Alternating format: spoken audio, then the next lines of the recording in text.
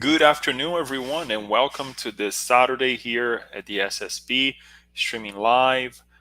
Today, we will be sharing a great message along with Kirsten. Kirsten will be presenting for us, and it's always good to be sharing a moment with you and making sure that we are learning something, that we are reminding ourselves of our Master Jesus and his teachings as well through the different altars that we share here with you and connect with you. As always, we always like to put a mark on on these moments. Still sunshine outside, but pretty soon it's going to be a little bit different as we engage into. Dropping an hour of our day-to-day lives here, and we say this because we like to mark these moments, these good moments, with a time, right? Maybe next year we'll remember, that yes, it was fall and we met, and it was a great discussion, a great moment that we had together. But not yet. After midnight tonight, you have an extra hour of sleep. And we can use that extra hour of sleep to rest a little bit more. But next week it will be a little bit dark when we meet again. And today, we are sharing a passage of the book Happy Life before we go on into our prayer and then passing the word to Kirsten. Joanna de Angelis in this chapter, if I'm getting this correct, it is actually chapter 109 on the old version. It's page 127. She says the following: Do not take out your bad temper, conflicts, or repressed emotions on those in your home or at your work or in your social sphere. They have suffered enough without having to endure the load of bitterness and bad feelings that you are sending them. Put yourself in in their place, and you will see how much you will like to be well treated and have the humiliations and pain that you have suffered attenuated. They are your deprived brothers and sisters. If they are impolite and rude, educate them with silence and kindness. They do not know good manners and need your example. On this note, dear friend, as we have said, let us share this moment, but not only reading to one another or pointing fingers at this or that, even at ourselves. Because sometimes when we read these messages, like, oh my God, what have I done? What did I do? We connect with a moment that, described by the message, right? But to truly pray and bring into our hearts so that in the future, if we find ourselves troubled, we don't do the same. And if we connect with others somehow that are going through the same thing, we excuse them, we pray for them, and obviously, before even everything happens, we let go, right? And we don't keep that within ourselves. On that note, let us pray for each one of us in the moment that we are right now, forgiving ourselves and forgiving others of the past, and already forgiving and accepting who we are in the future too. We give you thanks, dear Master Jesus, for this amazing moment that we have ahead of us. The collaboration of the higher minds, our mentors, the mentors of the SSB, the mentors of our homes.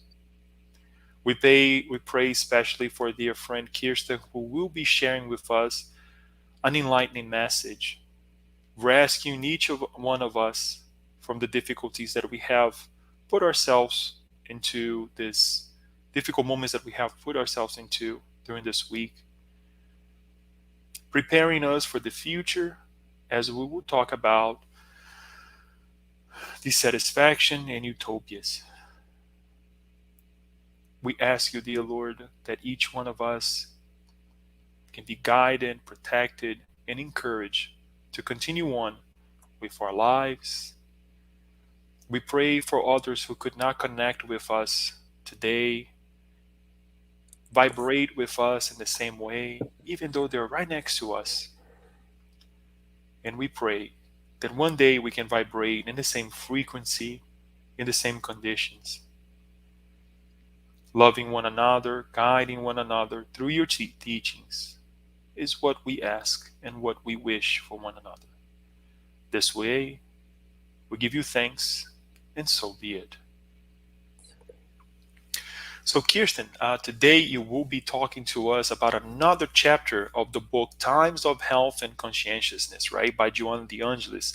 We will be sharing with you, dear friends, chapter 8, entitled Dissatisfaction and Utopias. As we were discussing, dear friends, earlier today, when we kind of go over the chapters and everything, we kind of analyze a little bit so we can do this introduction for you. And we were saying that this is for me, this is for you, this is for everyone, right? And the reason I'm saying this, Kirsten, is because without this work, without the support, we don't know what would be of ourselves. Well, we would continue on, right? Because we don't die, we don't, we continue on. But the thing is, we are thankful for having this moment. We are really happy to have this support that we present to one another, to soothe our minds and our hearts and go on with our lives, especially with Joanna de Angelis. So with no further ado, thank you, and the floor is yours. Thank you. Thank you. Good evening, everyone. Please, I apologize for my voice. It's still recovering from a cold. But this book, Times of Health and Conscientiousness, and this is chapter 8, Dissatisfaction and Utopias. We always start out reading the affirmations because it's part of Joanna's, we believe, Joanna de Angelis's therapeutic technique to kind of set your mind straight and kind of focus. Kind of like, before a runner goes to run, they stretch, they do all kinds of preparations before they go for the long run. And that's kind of what this is also, because sometimes the truth is not always easy to hear, but as the saying goes, the truth will set us free. It's just a matter of us letting go of the attachments, the ideas, the ideals that we have, and allowing ourselves to mourn and let go of things that we held as things that would bring us happiness, that make us dissatisfied, because those things perhaps were just illusions. They weren't real, they weren't built upon things that are eternal. But I do ask you, as I do every time we do these talks, to just take this minute with me. Take this minute with me, read along with me, and I want you to say out loud these affirmations that I'm about to show on the screen. It's important. It's important to say them out loud wherever you are, even if you have people around you.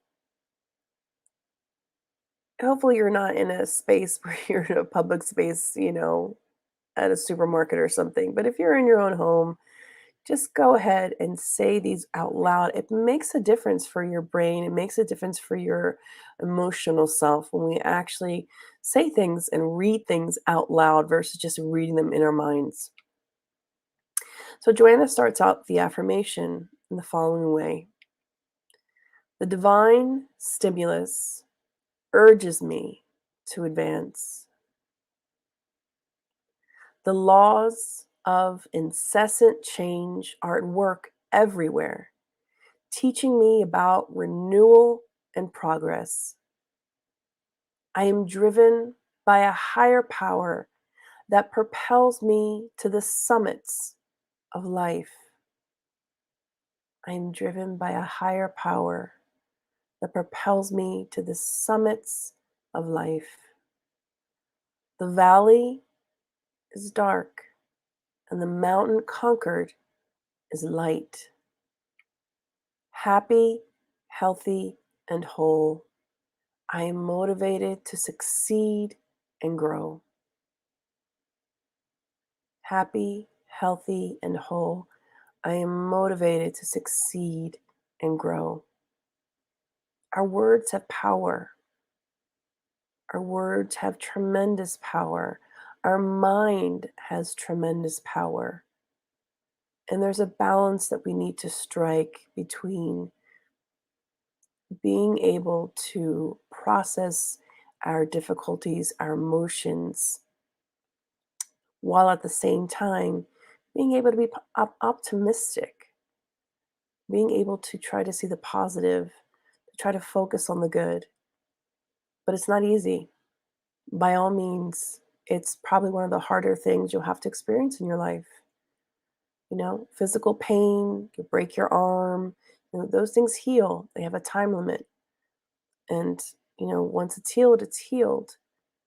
But when it comes to spiritually, emotionally, and mentally healing ourselves, it's a long process. And we have to be patient with ourselves. But the point is to keep moving. But Joanna always wants us to dig deeper. She wants us to look at the ways in which we see the world. Because it's the way in which we see the world that can bring us dissatisfaction or happiness. She starts on this chapter and she lets us know dissatisfaction is responsible for many of the ills and sufferings in the social fabric, creating imbalances that could easily be avoided.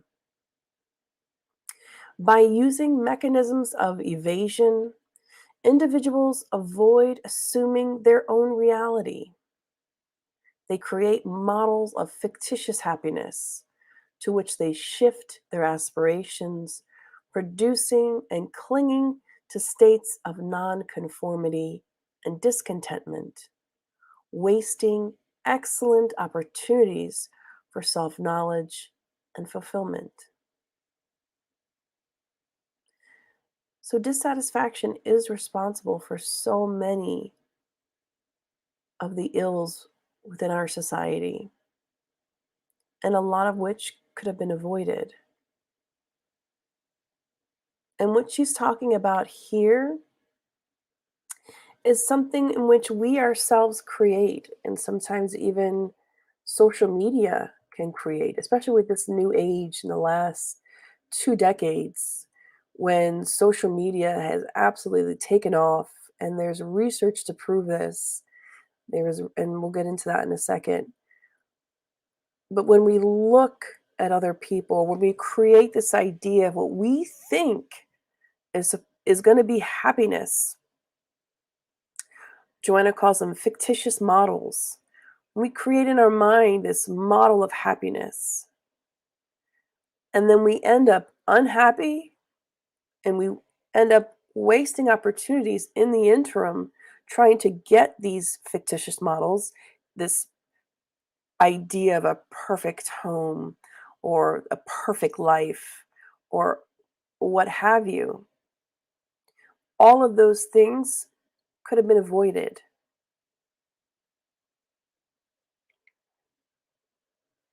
In this chapter, she really wants us to take a fresh look at how we're looking at our expectations and our realities. And this is just a little sketch here to help us kind of reflect on that. How to manage your expectations. Ask yourself what you're expecting from a situation. Look for the positives in what you already have. Remind yourself that social media posts aren't realistic. And don't beat yourself up for feeling disappointed. We can look, and it's so common, so common. It's become an epidemic in its own right, where we turn to social media and we see influencers and we see the way that they project themselves, and we believe that to be happiness. Or we're looking at products that are being commercialized, that are being advertised. The US is one of the countries that spends some of the most money on advertising.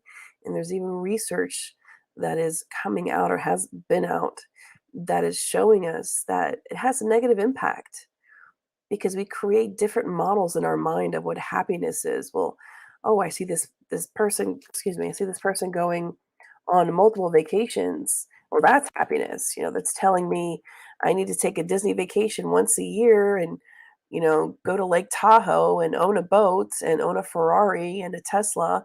Not that any of those things in and of themselves are negative. They're not.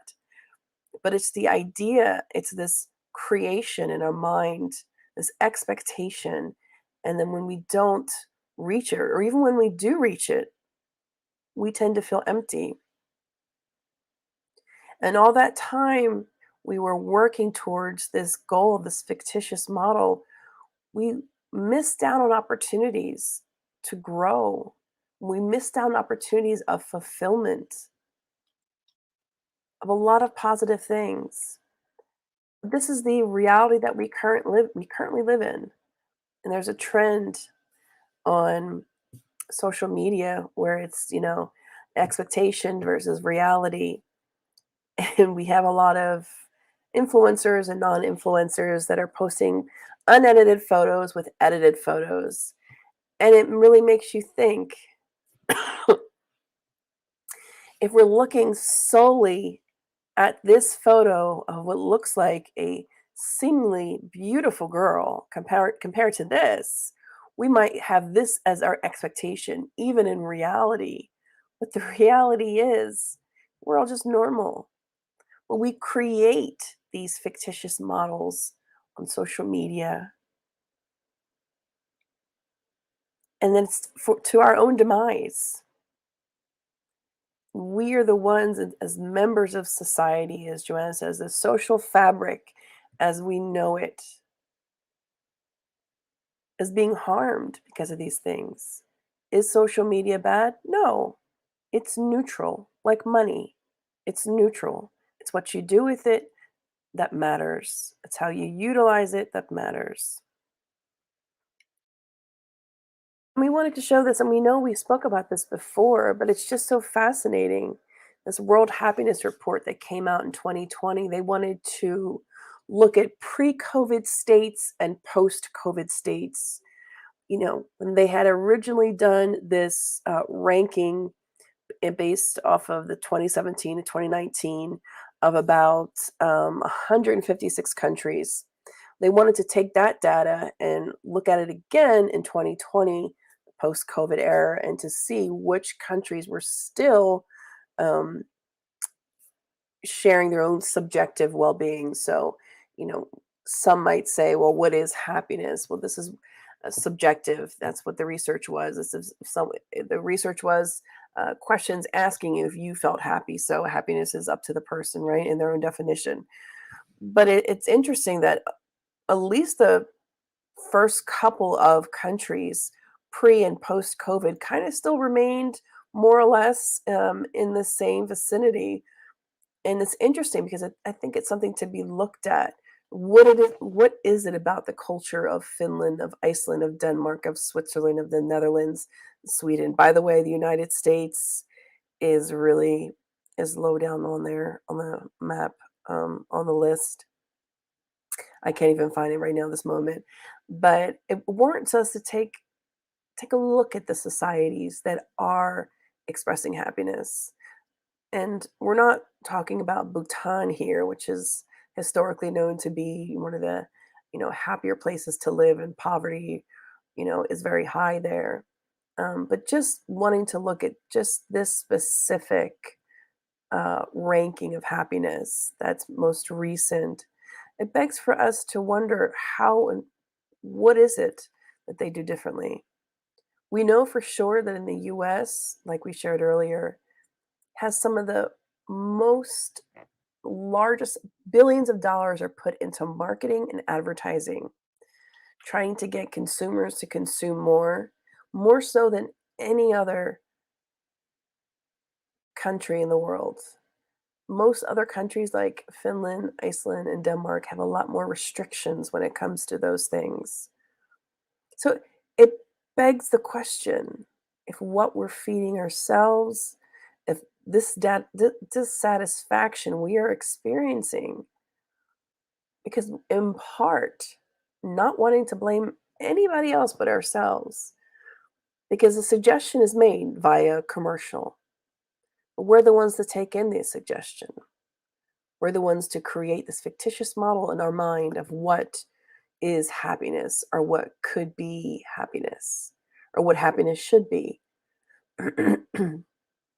And this is where she talks a lot about the illusions of life. Joanna says these standards become their goals, although they are unlikely to reach them. In the event that they actually do reach them, they remain stuck in the same state of morbidity and maladjustments because such goals are fallacious, that don't bring them happiness. And there are plenty of people, rich and famous in this world, who've reached the top and have attested to this. Not all rich and famous people are probably willing to go on camera and say that, but all we really need to do is to look at the rate of suicide, depression, anxiety amongst those that supposedly have made it. So it's not about the external, uh, it's not about it's not about gaining the external. It's not about, okay, this is my goal. I want to become a plastic surgeon. I want to become a mathematician. It's important to have goals in our lives. It's important. But what's equally as important is the journey that we take to get there, and that we don't sideswipe people, family, loved ones, and opportunities all to reach our goal with this fallacy in our mind that, well, once I get that degree, once I reach X, once I reach Y, once I become this age, I'm going to be so happy. And then we reach that age or we reach that goal and then we're not happy. So it begs the question for us to think about what the way in which we have framed the things in our lives in our mind and how that has deeply affected us and society. She goes on to say minutia, the smallest things become essential, and details that differ from what they consider to be beautiful, healthy, aesthetic, and happy become highly important, thus keeping them stuck in misery. Rebellious in character and perturbing in behavior, they belittle the invaluable resources available to them, and they long for what they would like to be, have, and appear to be.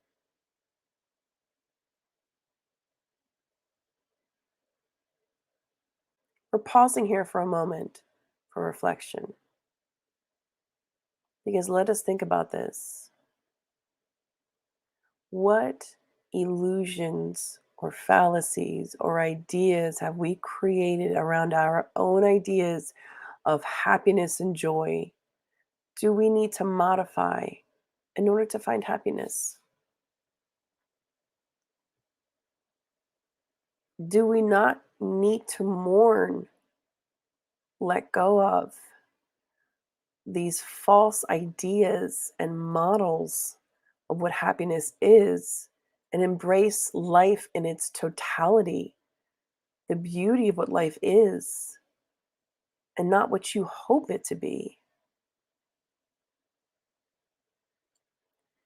And this brings us to our next conclusion about social media. And I'm sure most of you have already heard this news on this particular woman who was the whistleblower. She used to work at Facebook, and she brought to light a lot of information that researchers knew, but she she brought it to light and let everyone know how the ways in which not just Facebook, because Facebook owns Instagram and I'm sure other entities as well, WhatsApp, but the ways in which capitalism drives everything above the health and well-being of those who partake in those apps. And this is just one of the quotes from one of the interviews we're going to share. It says, the findings fit into a larger body of work on other forms of media like reality television and magazines. Teen and adolescent girls who interact with the content, social media, also tend to say they're more dissatisfied with their bodies. They're also more likely to spend more time comparing themselves to others. And that type of social comparison is linked to anxiety and fears around the way they're judged by others. We know that the research is out there that has been saying this for quite a long time, that the negative impacts of what feeds our mind, these fictitious models that we are fed, whether it's on TV, whether it's on a magazine, whether it's on a billboard or it's in the mall, or the way, if if you think about every season that comes around, Halloween and then Thanksgiving and then Christmas, and it's like and those things are bring lots of people happiness, and they are happy times. They're great opportunities to spend with family. But it seems like at times that capitalism creeps in ever so subtly, and materialism, it creates this fictitious model for us that I have to have an abundant amount of presents under the tree, and I have to have XY experience. And if I don't, then that's not happiness. And these ideas are so interwoven into our own psyche. That's why it's difficult to even change, because it just, as Joanna said earlier, it becomes part of the fabric. It's interwoven. If you can imagine a sweater that somebody's knitting, and that thread goes through every part of that shirt. Well, it's the same thing with our beliefs. It's interwoven into every aspect into our being. So to unravel that would mean to also unravel ourselves, which by and large is very scary to do. And the suggestion from Joanna is usually don't do that alone. Seek help, read books, whether it's attending your Spiritist center, your church, someone who is in the arena to bring support, and of course, your relationship with God. But we know these things to be true. It's like that idea of waiting for the princess to kiss the frog so that the frog can become a prince, or waiting for the prince on a white horse syndrome. It's waiting for something external to come. These models are external. I mean, we see them in our minds, but they are external from us. At least it's the way in which we perceive it, because we're waiting for something external to bring us that happiness, to bring us that validation, and it never will. Not the ways in which that we need to bring and find happiness. Joanna says, in this climate of discontent, they wait for a miracle that will never occur from the outside in. They do not put forth the effort to transform their outlook and change their attitude from the inside out. The idea of reframing situations has probably garnered so much more popularity, at least mainstream, in recent years. Psychology in general has become much more mainstream, is becoming more acceptable, the ideas of mental health. And one of these things is reframing. It's looking at what you're looking at, but looking at it from a different perspective. So you can say, wow, I'm going to be alone this Christmas. My family's all going to be in Hawaii, and I can't travel because of XYZ. I'm going to be alone. Or you can reframe that and say, I'm really happy that my family gets to experience that. Although I'm going to miss them during that time, but why don't I take that opportunity to make time for myself, do something that I enjoy? And so that very reframing is not easy, because you have to have the ability within inside yourself to let go of what you thought was happiness and joy, and embrace and be open to something different. And we, if nothing else, are creatures of habit, from one life to the next. To change, in the Spirit's book, they say we change very little, but we could change more with a little bit of effort. So, with a little bit of effort, even though our evolution, we don't tend to make huge leaps and bounds, but we could change a lot more if we put more effort into it. And this is just something we wanted to share also, that kind of just touched on what Joanna was saying. It seemed to be running in sync with what she was saying. And it's this quote from Mel Robbins. And she says, you need to hear this loud and clear. No one is coming. It is up to you. And I wanted to play this video, and I'm going to see if I can. I'm going to have to open it up in a different screen, but it's a very quick video. Sorry. I'm actually going to have to, you guys are going to have to forgive me for not being the most tech savvy with this, but I want to play this. It's a 30-second video, but we found it to be so inspiring because she talks about this very idea of us needing to do the work. Oops, I'm so sorry. Technical difficulties, friends. But if you have a chance, you can also Google her. She gives great advice, very inspiring, very straight to the point at the same time. So brace yourself, because it's not always for everybody. Let me share my opposite screen. Let me see if I can do this.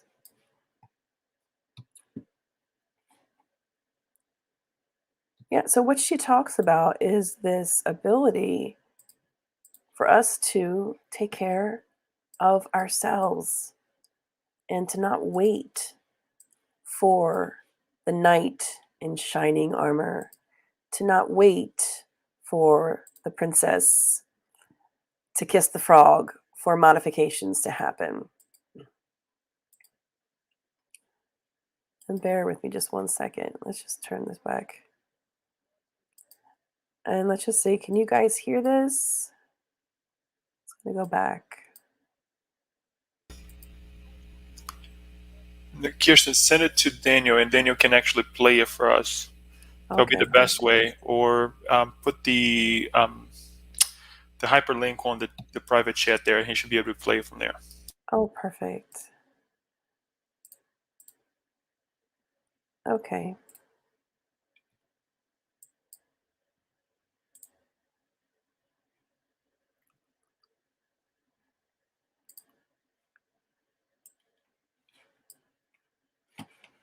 Let me just put this back up.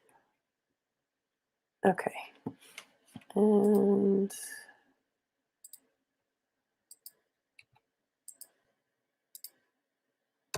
okay. Daniel, if you could play that for us so we can watch. It's like I said, it's a very quick 25, 30-second video that just touches on this idea of people waiting, for this miracle for someone else to come and save them. There's something that's going to come from the outside into them. And they don't put any work forth to transform their perspective, our outlook.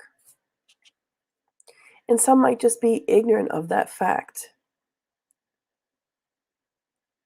But if you think about something that you're struggling with in your life right now, think about it and write it down.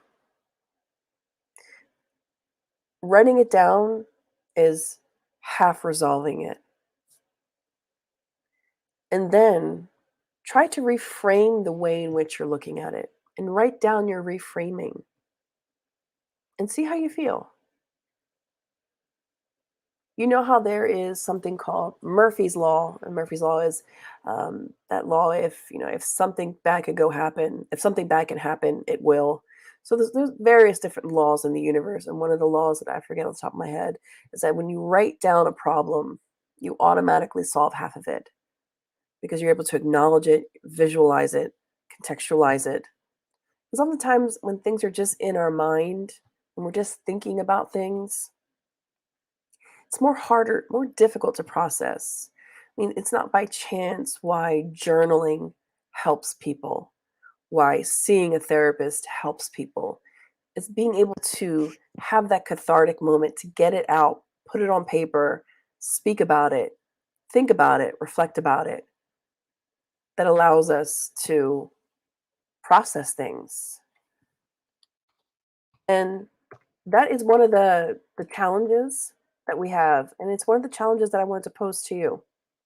It's one of the take homes, one of the homeworks this evening. If you do nothing else this evening, besides going back to watching your Netflix or your Hulu or what have you, take 15-20 minutes for yourself. If you need to go for a walk to write this out, so be it. But go write down a problem that you're currently having and try to reframe it. And then see how you feel about it. And then think about what you can do from inside yourself, what I can do to change how I look and how I feel, my attitude towards that situation. It's not going to be easy. There might be tears. But let us remember to motivate ourselves as well. And let's play the video from Mel Robbins, which kind of became pretty famous on social media. No one's coming. No one's coming to push you. No one's coming to tell you to turn the TV off. No one's coming to tell you to get out the door and exercise. Nobody's coming to write the business plan for you. It's up to you. It's your job to make yourself do the crap you don't want to do so you can be everything that you're supposed to be. And you're so damn busy waiting to feel like it. And you're never going to. You've got to parent yourself. You got to push yourself. Yeah. This idea of reparenting ourselves has really garnered a whole lot of traction, especially surrounding the mental health becoming more mainstream and normalized. But this idea of reparenting ourselves, re-educating ourselves, allowing our higher self to help the other parts of us that are struggling, to be that inner voice in our mind saying, okay, I know this is hard, but let's keep going. And always remember to reach out to others. Loneliness gives the worst advice. And being by yourself and isolating yourself can be the worst thing. Not saying that taking time for yourself is bad, not at all. But when we are truly not doing well, let's reach out to a friend, someone that understands, someone that cares for us, and let us help one another. Because today I could be struggling, but tomorrow could be your day. In the world that we live in, everyone gets their turn on the merry-go-round of pain and suffering. It might not be your day for a long time, but it might happen one day. So always make sure that you help others too, because you never know what anyone's going through. And let me just go back to make sure that I'm sharing my screen. Okay. Let's move past this because we talked about Mel. And the advice that Joanna ends this chapter with is not different from any of the other advice she gives. It's really not. And as a matter of fact, in the book Happy Life, and I have the second edition here, she, in one of the chapters, and I'm paraphrasing, but she says something to the effect of, again, I'm really paraphrasing, but she says something like, what good is advice if you're not going to take it? We can have a Mona Lisa hanging on our wall, hidden away. What good does it serve? There's so much good advice, inspirational things, podcasts, videos, books that we can be reading to fill our soul. Why do we choose to fill it with things that we know does not bring us lasting happiness? So Joanna's advice to us is immerse yourself in self-knowledge and rediscover yourself. How do you do that? How does one rediscover oneself? I'm putting the question out there. It's not a rhetorical question. If you feel like dropping a comment in the comment section, that's great. Please do so. But how does one rediscover oneself? How do I do it? How do I immerse myself in self-knowledge? If any of you have ever watched that movie with Julia Roberts, Runaway Bride, and the same actor who she played in with Pretty Woman, whose name escapes me at this very moment, male actor. But in that movie, towards the end of the movie, this is what she has to do. She realizes that she doesn't know herself, and she has to immerse herself in herself to get to know what she likes, what she doesn't like, and rediscover the good in herself, rediscovering who she is. Discovery does not mean having to unveil only the negative. It's unveiling all of it and learning to have compassion for each part of us that we discover. Because the more we learn to have compassion for ourselves, the more we're able to give it to others. And oftentimes, I know we've spoken about projection and before, the term projection, the psychological term. And oftentimes when people are intolerant of others, it's because they're intolerant of their own self. They can barely stand their own self, let alone anybody else. One more reason to do the work. It's hard work. There's nobody really there to say, you're doing a great job. Oftentimes you're doing it, alone. It is only a job that you can do. But in the end, it is gratifying and it brings results. Joanna goes on to say, if my screen would work. She says, you are according to what you have made of yourself in the course of time. How can I be upset at anyone? I am my own creation. Have I experienced traumas?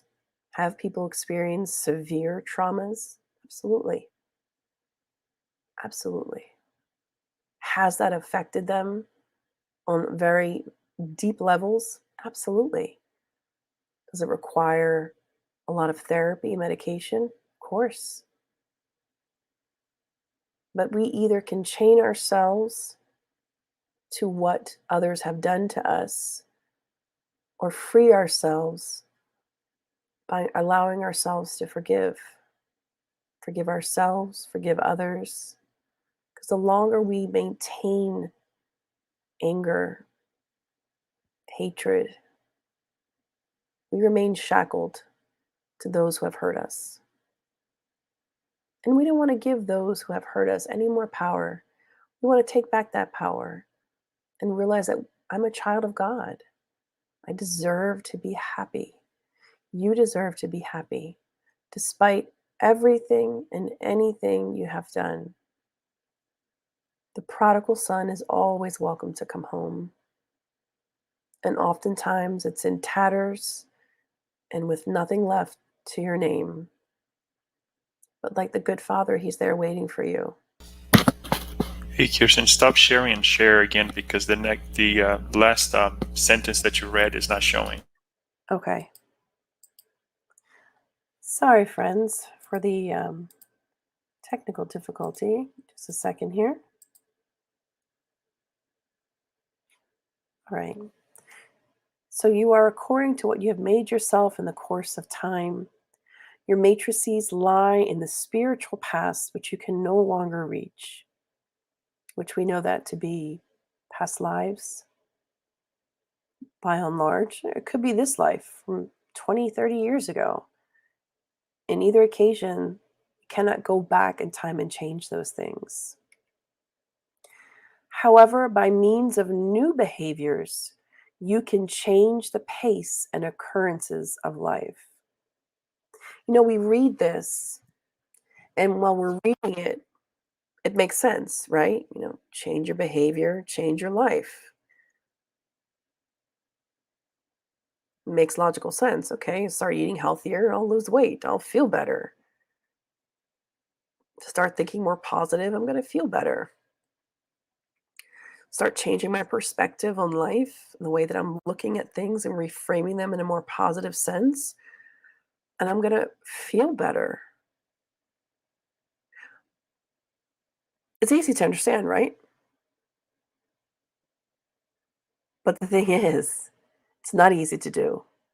Because if it were, many more would be doing it much more often with greater frequency.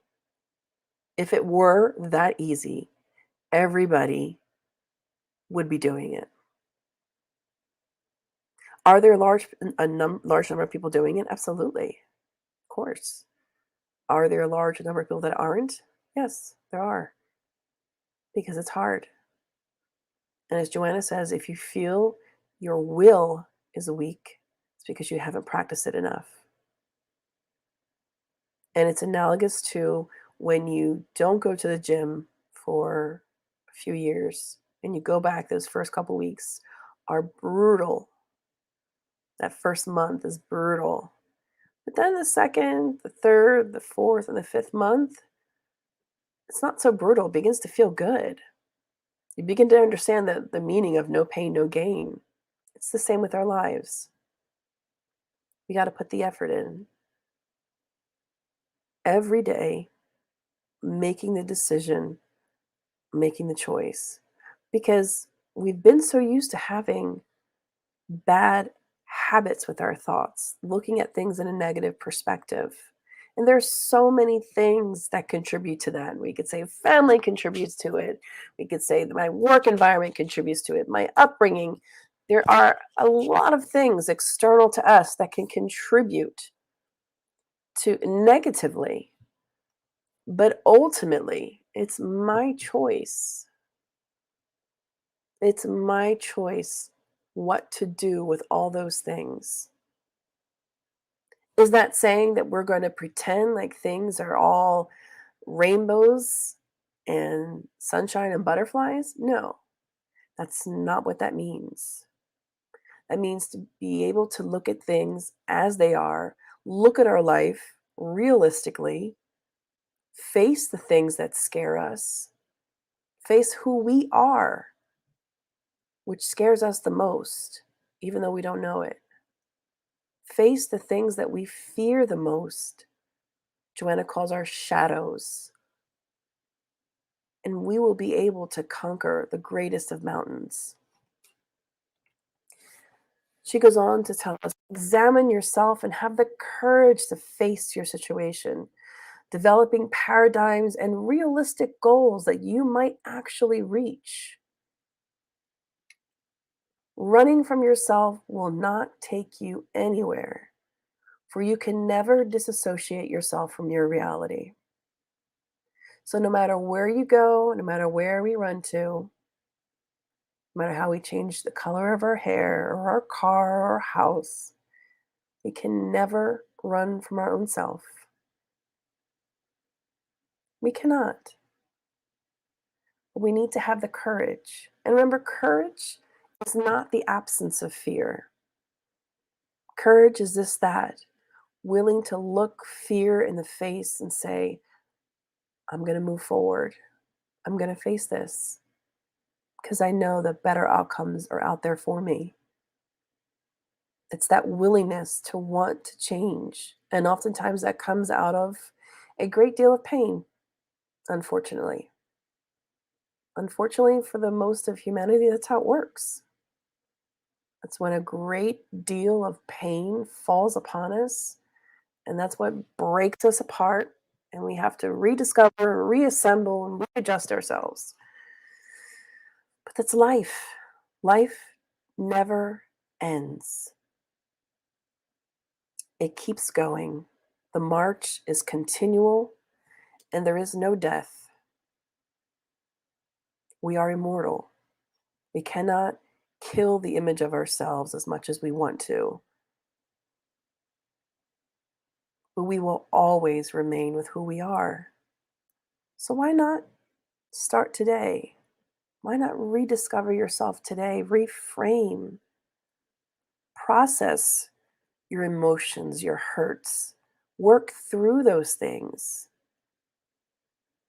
and learn to see the light, the good within you that perhaps you have programmed or allowed yourself to be programmed by social media, TV, magazines, TV shows, the media, whatever that is out there that inflicts these ideas on us, or that exposes these ideas to us, or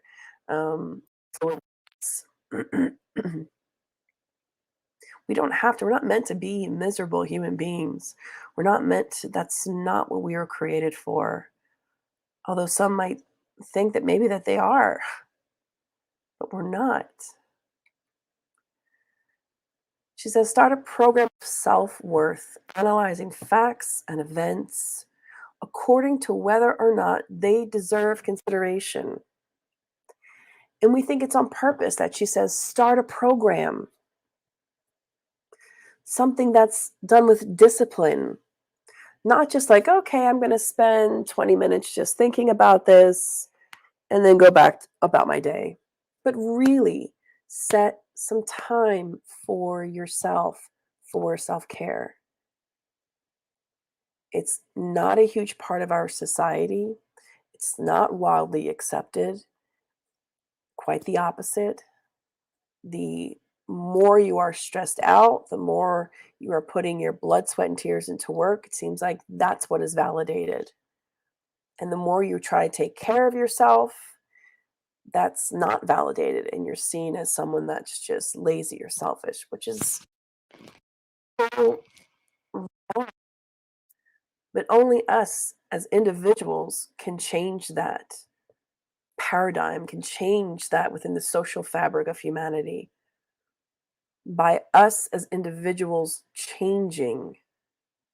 And as much as we are seeing those things happen now with, and not at all wanting to get political, but just looking at things like paid maternity leave or paid parental leave, you know, making workplaces offer mental health days to their employees.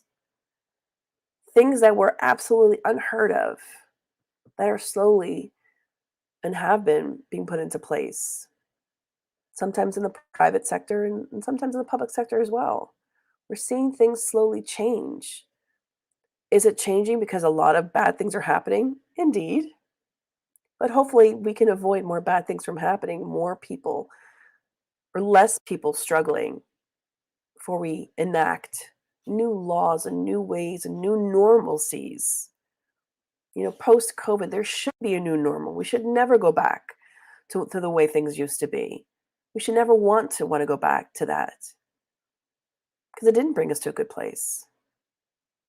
We need to rediscover parts of ourselves that is beautiful and amazing.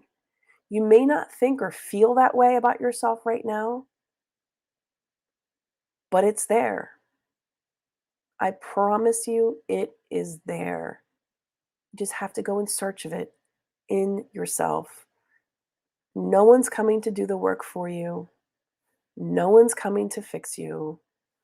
No one's coming on a white horse. There's no princess going to kiss Mr. Frog.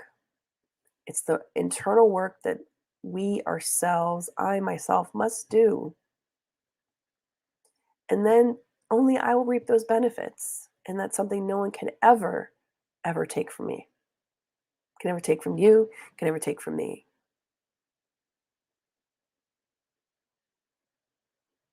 So dissatisfactions and utopias. We're dissatisfied because we create these fictitious models of utopian lives that we think that once we reach that, that's going to be the ultimate happiness. Unfortunately, it's just a dream. It's not a reality. If we wait for some end result to come for us to be happy, or to wait for the right moment to feel ready to make the change, you might never do the work. And we are just going to prolong our happiness, the Spirit's book tells us. We can speed up our happiness if we do the work on ourselves. And again, I have to say this. We have to say this. It's hard work. It's hard. There are tears involved. You feel physical pain. That's why nobody wants to do it, or people seldom do it, or do it only here and there, because it's hard. But it's worth it. It's worth the investment we make in ourselves, because the outcome is so beautiful when we are able to reach what Abraham Maslow referred to as self-actualization, when we reach the apex of our highest self, the best we can be.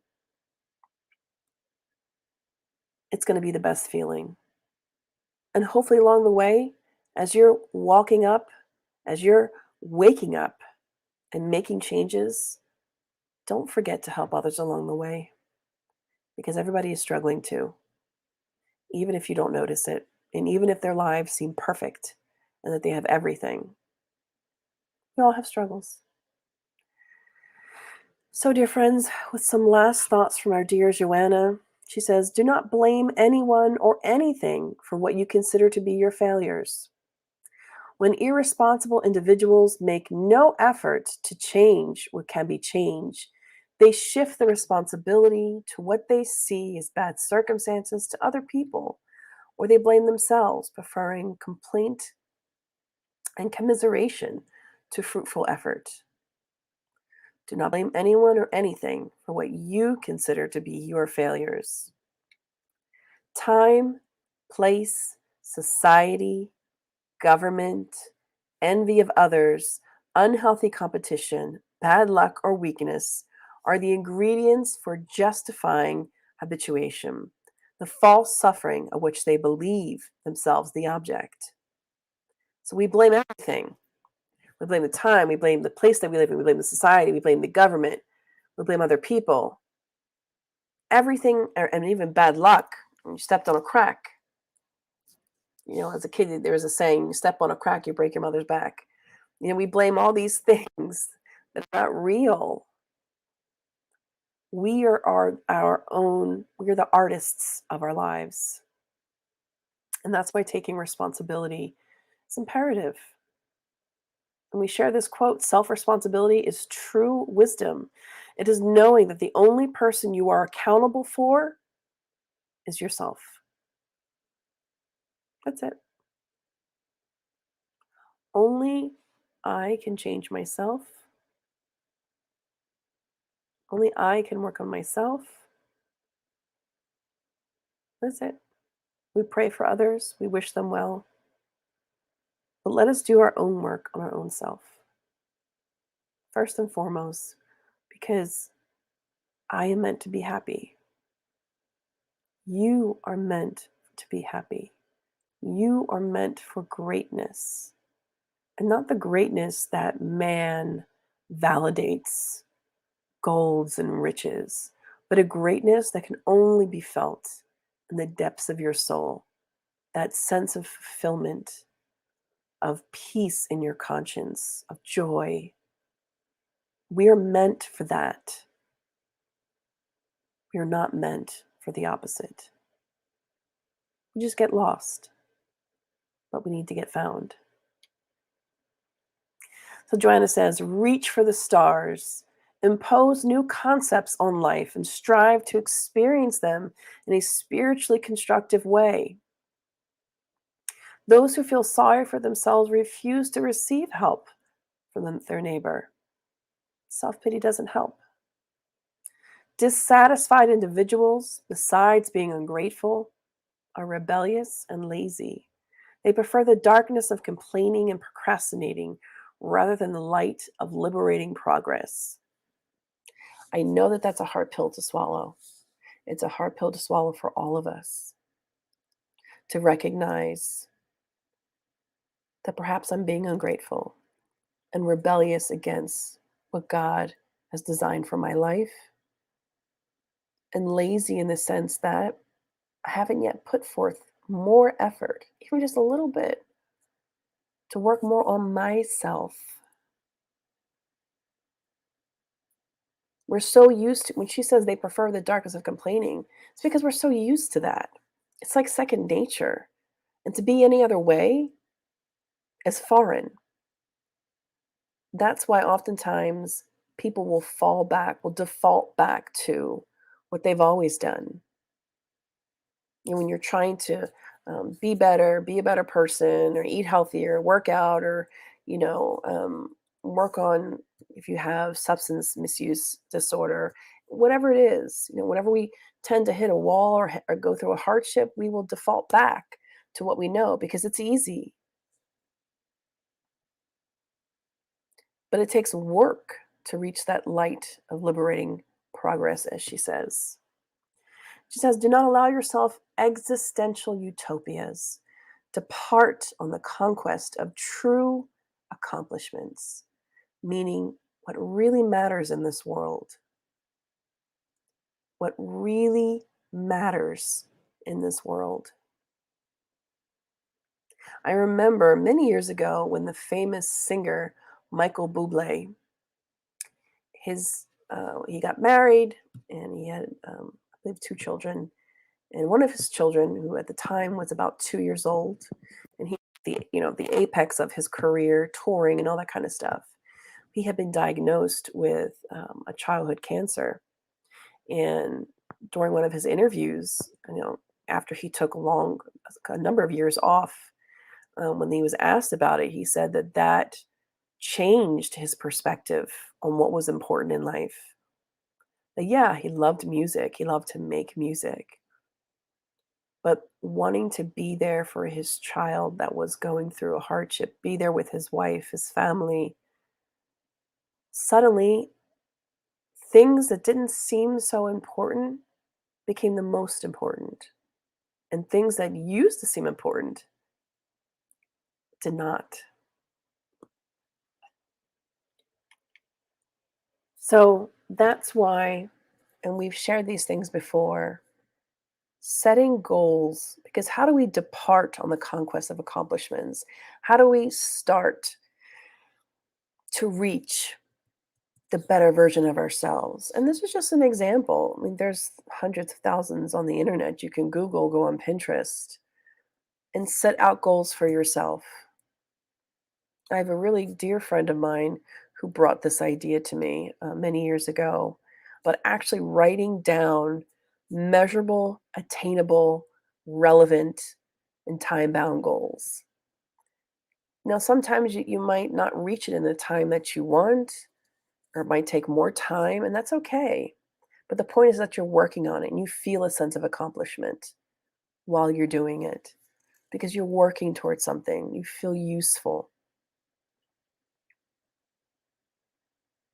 Joanna says, get to work. Reach for the stars. Reach for what's important. Reach for what matters in this life. All that is good and wholesome. And let us not feel sorry for ourselves.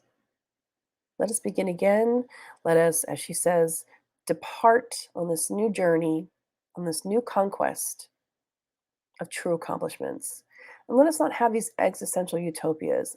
And that's nothing other than fancy words to say these fictitious models, these ideas in our mind that we think are happiness to reach. Once I reach 10 million followers on Instagram, or once I make my first $1 million, or once I'm able to buy my first Maserati, or once I'm able to own my own home, or, all these things that are external. Not that any of those things individually are negative. They're not. But how we are attached to them matters. So, friends, just wanted to thank you for giving us this time to talk. Inspired, hopefully, by Joanna and all her words and the teachings that she brings through Spiritism. Kirsten, thank you so much for this moment that we spent together here. Excuse me. And sharing this message with us. If anything, I would like to say that this message is pretty straightforward and very direct, right? I would like to steal a thunder here of Divaldo Franco explaining to us, and I can't remember if this was on a talk or was one of the moments that we were together when he visited us here, the Spiritist Society of Baltimore. Obviously, not for a few individuals, but a group of people, bringing us some enlightenment about Joanna de Angelis. And every time he shared that, every time that Joanna de Angelis were to come to him and kind of give him an advice, she would appear to him smiling, as a good friend, right? And Yeah. that was the indication to him that, okay, something, she's about to tell me something that let's say pull my chains, or actually really pick on me on something that needs to be corrected, right? And I Yeah. think that I'm bringing this to everyone and to us here because it's pretty straightforward. It's like, look, we can continue on with the same life, with the same dissatisfaction, right? Creating this world that is not true, waiting for something to happen, right? Or Yeah. to that magic to happen. And guess what? It's on our hands, right? And I think this is, like anything that we discuss here at the SSB, it's a moment. It's a message for us to really that comes in the right moment, right? That Hmm. trying to alert us. Wait a minute, since we're closing the year pretty soon, another year went by, another situation went by, another discomfort went by, and what are we doing to change, right? Are we going to Hmm. go ahead and fall in the same pit? So thank you for sharing. It's not easy. I know being behind the camera or presenting such a topic can be very heavy at sometimes, because some people may not take it lightly, especially when we're going through Hmm. some issues. And as a speaker, trying to be a speaker too, when we have to put ourselves behind it and say it, it's quite difficult. So thank you for that. There are a lot of I'm quite sure many of us are happy for the message and grateful for you sharing this. As Irasema said to us, good evening, friends. Blessed talk for all Hey, of us. Sama. Herminio Silveira also showing up and showing his support with all of us. Um, and we also have again our friend Bruce Ness from Bruce. Portland, Oregon. He's actually Hey, been connecting Bruce. with us, right, for quite cool, number of weeks now. So hello to everyone, and thanks for connecting with us. As we go to our not forgetting here, our dear friend Rosaura Rosara. too, and our friend Yasko started by sharing with us one of her questions. This is right at the beginning.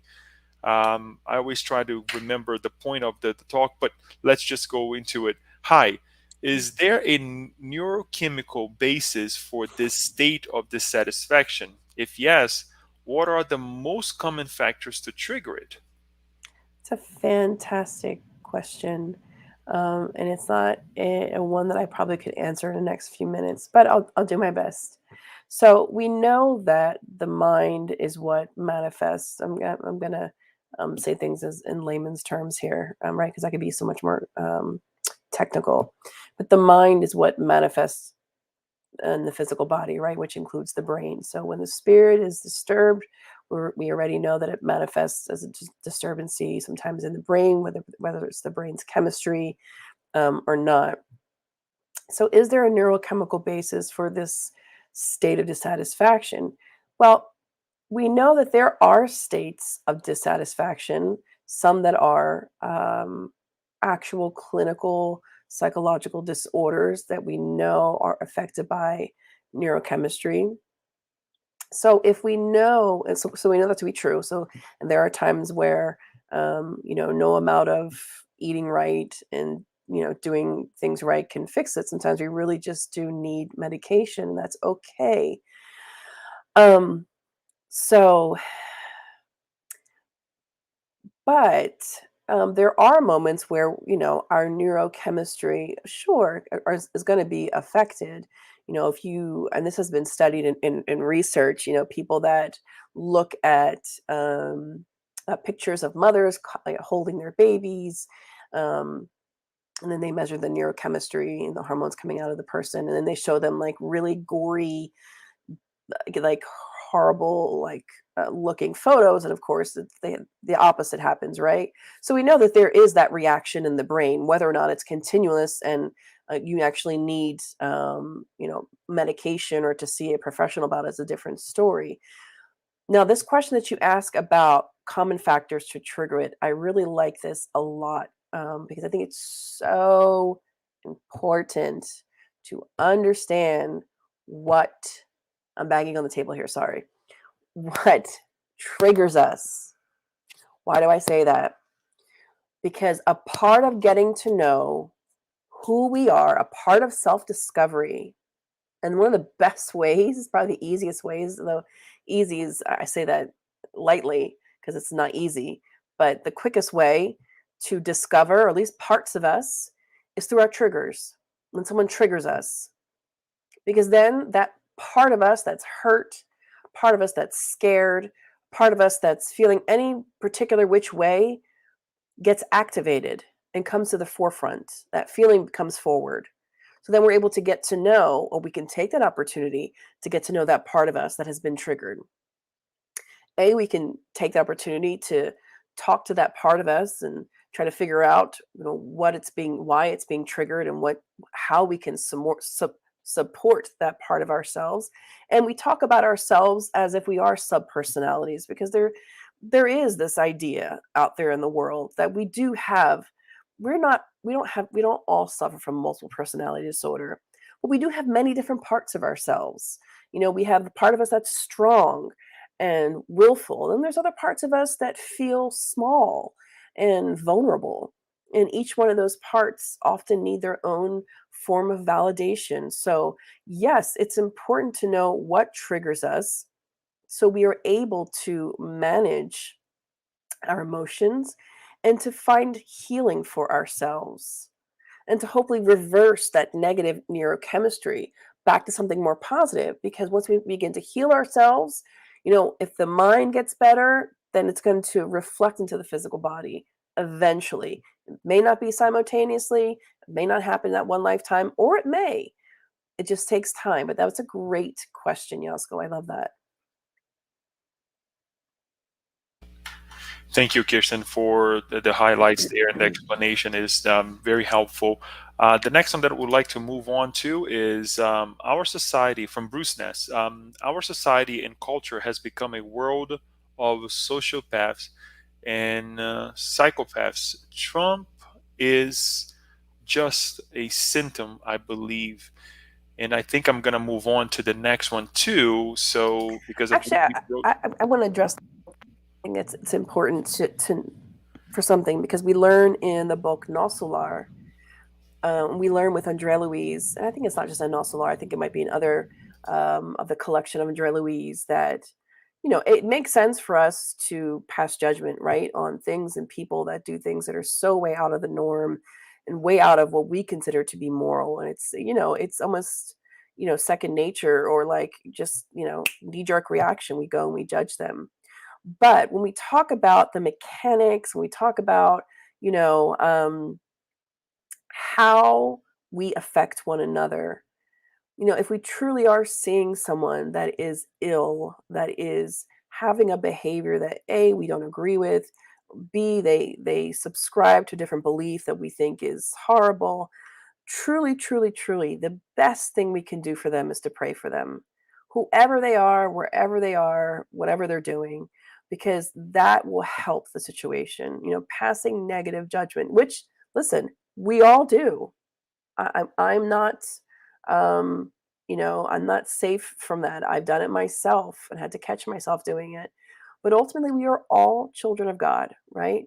And one day, one lifetime, or maybe many, we also were gone astray and lost and deserving of grace. We all want that. So today, someone such as that person you mentioned might seem not good. But one day he's going to reach perfection. One day he's going to reach the heights of where Christ is. It's just a matter of time, like the rest of us. And Kirsten, thank you for the great explanation there. And I wanted to also bring the second comment right after, also from Bruce, where he says, "We are temples of Holy Spirit," to borrow a phrase from the Christian Bible, live it, Spiritists.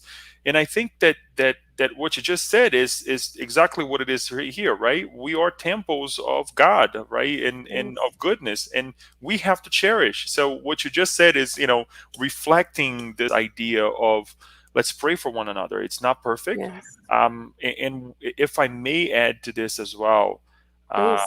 I do like not to share names, since we mentioned, the name Trump here, one of our presidents. I was actually studying about a specific part of our recent decades, let's put it this way, and where I came across something that one of our past presidents actually did, and it was so out of like the so extraordinary. One of the measures that was taken by that president, that if he did not made that decision, then we would be in a very difficult position right now, especially with COVID and all the things that we're going right Mm-hmm. now. We would be in a tough situation. And the impression, to say the least, that I, Leo, had about that president was very negative, and it's just very tough to, look at someone. And my realization was that it's very tough to look at someone and just judge that person by one situation, right? Right. And I think one of the things that we learn in Spiritism is that that individual is not just, that position or that error or that condition. Mm-hmm. That person is a father, that person is a family member, is a son, daughter of, of God. And I think that it begs us to cherish what you just said, which is to pray for one another, because Yes. it may not be the best moment of that individual's right Right. life that they're going through. So thank you for that. Thanks for that reminder. And I think that, I share this example as well because, I I'm part of it. We are fallible beings, and we think that we know everything, and they can, that they know nothing. So Yeah. thank you. Sure.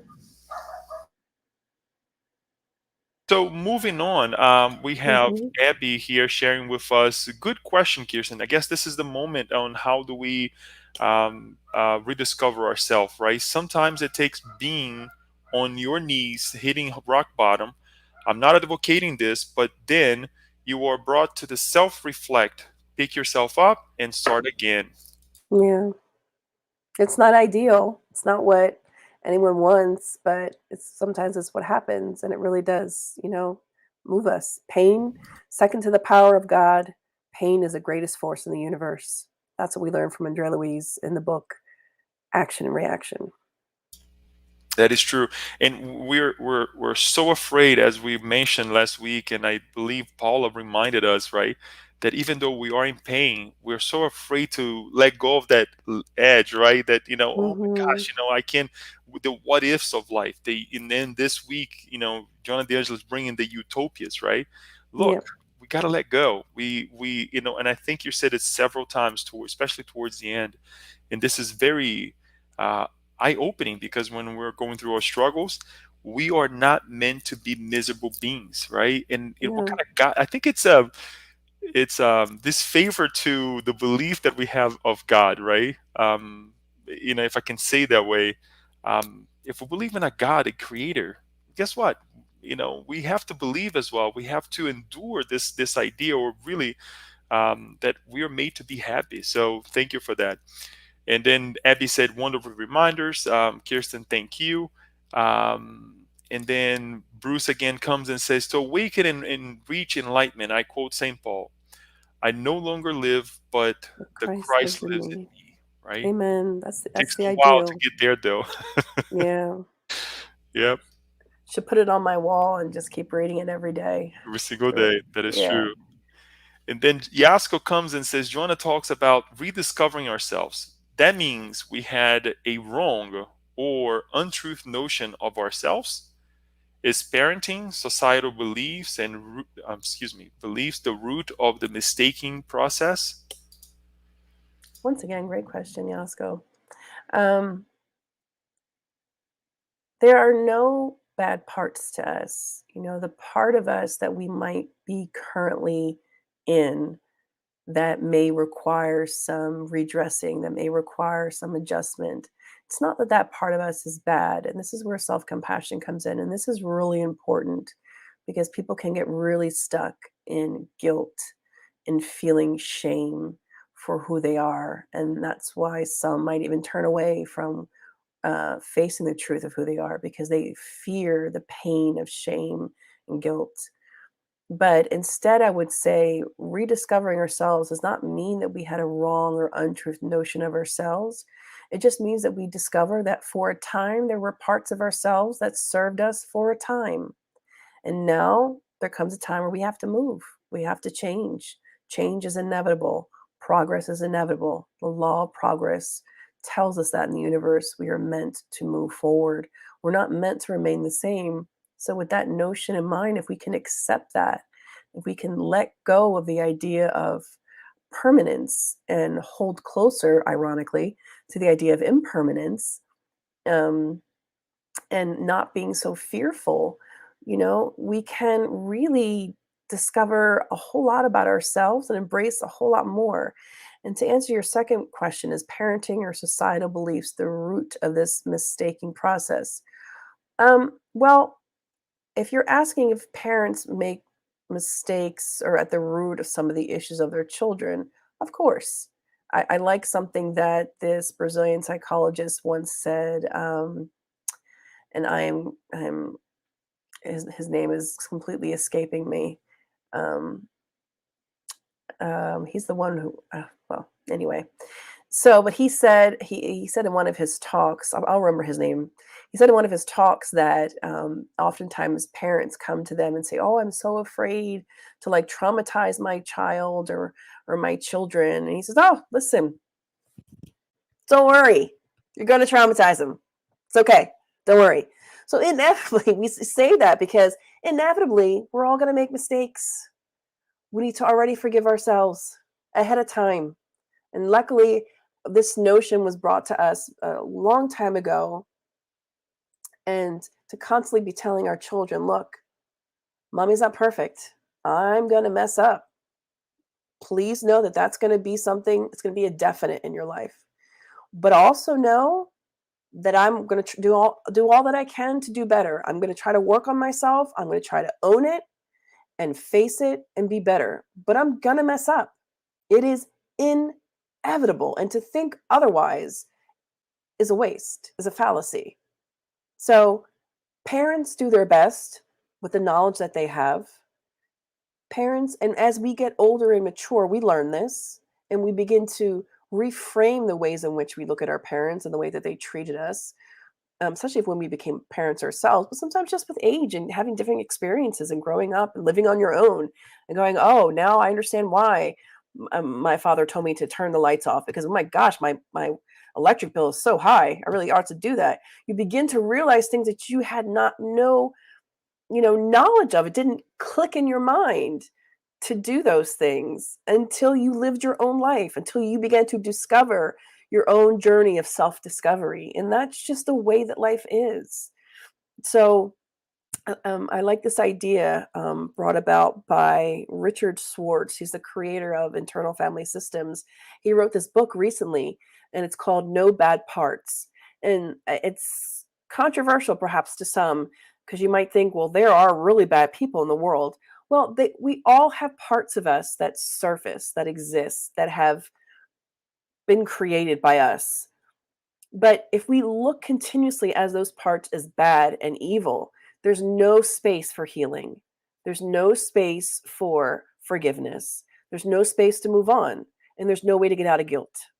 So the sooner and Joanna talks a lot about this, the sooner we get closer to self-compassion, self-acceptance, and re-educate, reparent ourselves, we're going to begin to experience a different kind of life. I assure you. Thank you so much, Kirsten. Then we move on to Paula when she says, is willpower an inherited quality or a muscle built with practice or both? So willpower is something that must be worked at. So we can say, in a sense, that the essence of willpower, like we have the capability, but how strong that muscle is entirely depends upon us. So like, I have, trapezoids and all their muscles in my body, right? And then you might look at someone like Michelle Lewin, who's a very famous bodybuilder out of Miami and influencer and all kinds of stuff. And you see her muscles are very like defined. It's like, well, I have the same muscles that she has, except she just did more work on hers. So, we have the same capabilities as Mahatma Gandhi, as any of the greats of this world, just that they put more effort into it. They put forth much more effort. So I wouldn't say it's an inherent quality per se, but the potential is there. The seed is there, if that makes sense. Thank you for your question, Paula. That is true. And if anything, we can refer to message 50 of the book Happy Life. Joanna de Angelis is very direct about the idea of willpower, right? Yes, All right. I love that one. So Paula again says, has Western medicine reinforced the answers are outside you by fixing conditions with a pill? I'm hesitant to answer this because I don't want to give a blanket statement. I think it requires further thought and reflection. There is a time in our lives where we need medication to fix our imbalances. Is it to an extreme where it has become so commercialized? Perhaps, yes, we can say that. Are there studies done that these these drug companies, the actual studies that drug companies that go out to doctors' offices, and treat them to lunch and bring them samples of the medication? There are studies that show that the physicians that accept those lunches and accept that free medicine for their patients are much more likely influenced to give that medication. So we have to think about these things. There's known things in society we know that are in existence. However, we can't be so far over to the left or so far over to the right. I mean, we need a balance of everything, because I can't imagine what people were living like in the asylums 100 years ago when the schizophrenics and the women who suffered postpartum depression. There's a book that was written, I think around the time when Virginia Woolf was living, and I believe it's called Yellow Wallpaper. It's an old book, and if you're into literature, you might have read it. It's pretty old, but some of that literature really speaks to a lot of mental health issues, although it's very poetic in a sense. But I mean, can you imagine what life was like prior to modern medicine? It's horrific. I mean, people were suffering like just it's sad. But now we have modern medicine. Is sometimes it too much? Perhaps, but only us as an individual. We need to make that internal evaluation and very thoughtful reflections about the ways in which we address our own health. I'll leave it at that. Until the day we don't need them anymore, right, Kirsten? Yes. So yeah, Yes. Thank you. Great explanation there. Thank you so much, Kirsten. Great topic. As Ida mentioned here, it is a very interesting topic for us to discuss or reminder. I would like to ask a question, if I may, and we can close on this note here, because Okay. after your comments, you can go straight into the final prayer, if you wish. The idea here that we brought of the truth, right, or bringing slashing. Well, I shouldn't say slashing out, but really being upfront with what we're discussing here in terms of discontentment, this idea of not being happy. And Joanna de Angelis talking about the truth, and sometimes bringing the truth, as we also learned with Spiritism, can be detrimental when you're too direct, when you don't know, how to pick your words. Yes, that is true. But if we don't have the capability to receive this truth, if we're not open to, analyze or reframe things, as you said, right? How are we going to get better? So my question, or what I would like to ask you, is to comment on the idea of also a re-education, since we're talking about re-education, of being able to receive the truth or be open to receive the truth. Otherwise, we're not going to move on, right? Because yes, I mean, the video that you brought to us says, well, don't be waiting. But sometimes people come to us and say, wake up, right? Do something different, because the same game, the same play is not going to get you to win the way you wanted to win. So can we re-educate ourselves in be able to open up to these new discoveries that sometimes people bring to us? We cannot change if we don't want to change.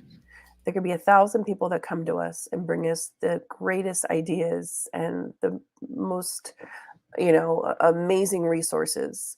But if that person is not ready to change, they're not going to. If someone changes, if Jane goes to Joe, or if Joe goes to Mark and shares with him an inspiring story, and then Mark feels inspired and he goes and changes his life, it's because Mark was at a point that he was ready. The same way that when Jesus stopped Paul, who was Saul, on his way to Damascus, because Jesus knew his heart. He knew that he was ready. He just needed to steer him in the right direction. And for those that are not ready, they will have to come a time for them to be open. Their time will come, but we waste a lot of time in our lives wanting to bring awareness to others. And really, there's a difference between trying to change someone and just sharing your own light and what you've learned through your own living example. There's a huge difference. Because in one, there's ego, because we want to change that person, and something that we should look inside of ourselves. But just living the light that we believe and living what we believe to the best of our ability, that's all that we can do. And if it helps, ultimately we all influence one another. There's no doubt about it. Joanna talks about it, whether we recognize it or not. She says that in A Happy Life, we all influence one another. People that are around us influence us, the good, the bad, the ugly, without a shadow of a doubt. It just comes to a point where what I'm willing to let go of and accept people as they are and not what I want them to be. Because we can get really lost in that, especially when it comes to loved ones, when it comes to our parents. If I can very briefly speak, for years and years and years, many years before my father passed away, for years and years and years, I used to, as a nurse, like educate him about his diabetes and all his, and the man just didn't, he just was set in his ways. And I used to scream and yell, have so many arguments. And towards the end of his life, I was like, what a waste. Like he just, he wanted to do him. And at the end of his life, I understood him on a different level. I understood that he was just a different kind of person, not saying that those things were right, but just allowing people to be who they are and not what we want them to be, because that's more of a reflection of ourselves and less of other people. Because I wanted him to be what I thought he should be, for egotistical reasons. Although, of course, I wanted him healthy. But those things, again, I think, again, I mean, it's a very profound question that you've asked, Leo. And I hate that. And I don't want to give a blanket statement. I feel like it kind of is a blanket statement, but I think it requires, and it deserves more conversations and reflections around that, for sure.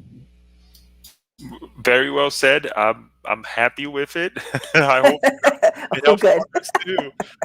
No, it's for sure. This idea, as you said, that how we want to present our ego, sometimes unconsciously, right? Or really just show, look, this brings me happiness, and if hopefully in the future, or will bring you happiness as well, or maybe in the future that will happen, right? So I think that is right there. I mean, you made me happy. So yay, one person. Exactly. So it's a great thing. It's a great topic, as you said. Let's read more. Let's dive more into this idea. We all have to make sure that exercise these things. And it like you said, I mean, it's not going to be easy. It's going to take a lot of work. It's going to be painful, much like when we go to the gym. Guess what? Yes. It's painful. It's the discover of the self is very interesting. Today, something happened to me that I would like to share this in a personal note, real quick. Sorry, to jump in and add myself like this, but no, please go ahead. That I actually came to mind. Let's say, a thought, and I was like, this is not good, and I need to change this. But that first reaction was, very conflicting as well as demanding. But then I start thinking why I think that way, why I act that way, right? It's like there's a bunch of little things that has happened in the past that leads me to see things that way or feel that way, Mhm. right? So I think that the counterpart of it was like, well, give yourself some time, Mhm. continue to think about it, continue to analyze it when it comes up, and then for sure you'll be able to replace it soon, and even become a second nature to think differently, right? The same Mhm. way, my point is, the same way we have these second natures within ourselves. It didn't happen overnight, but we can also create the second nature, over time, right? A different Mhm. second nature, if you will.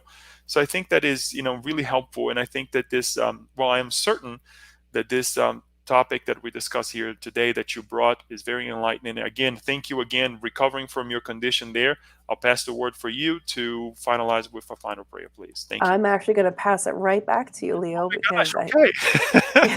I think my voice is spent. She needs some more. No worries. We will do that. With our hearts full of joy and gratitude, Thank you. we thank everyone for this moment. Our Master Jesus to being with us here and enlightening us, giving us this gem of light and enlightenment that Joanna de Angelis is, bringing to us these beautiful words, these beautiful reminders through the selfless work of our dear friend and medium Divaldo Franco, giving us the foundation to go on with our lives, repairing the past that inevitably we have done many, many things wrong, abused of our conditions, abused of one another, and continue to do so to a certain level. But here we are, before you, Master Jesus, asking for your guidance, for your perseverance that never faults, to help us and guide us to liberate ourselves from these different hurts, difficulties of the past, liberate ourselves from the drugs, from the addictions, from the things that we need for the physical body now to create a better tomorrow. And when we say tomorrow, not only the next reincarnation or two reincarnations from now, but we propose this for one another for tomorrow as we go back to sleep tonight. Let us ask that we can learn more about this topic, about bettering ourselves more effectively, so that tomorrow when we wake up, we connect with this message again and we say, we feel better. And we hope that so and so who also listened or who was connected with the message also feels better. And praying for one another, we divide, we share, we multiply this feeling of joy that we're feeling now. With your guidance, protection, and permission, we close this evening with much gratitude in our hearts, and so be it.